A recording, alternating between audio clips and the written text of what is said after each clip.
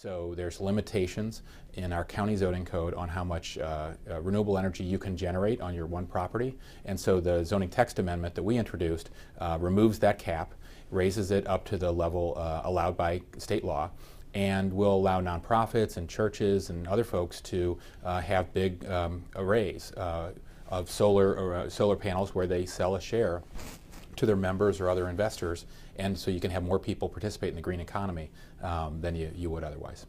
Where are you envisioning these panels going? Would they be on roofs? Would they be on parking lots? Would they be someplace else? It could be any of those.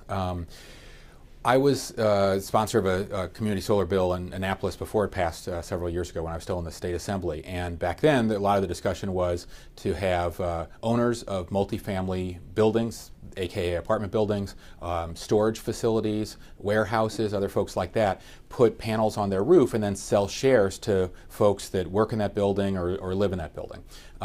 In this case, we're out in the suburbs, and it was a church, the Cedar Ridge Community Church in my district in Good Hope Estates, that approached us to say that they wanted to have solar arrays on their property, raise some money for the church, allow many of the residents of Good Hope Estates who have too much tree cover to make solar panels work on their house. This way they can buy shares in the array in the church's backyard and be part of the economy of generating solar energy in Montgomery County.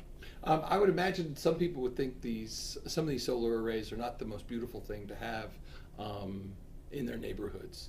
So there could be some pushback?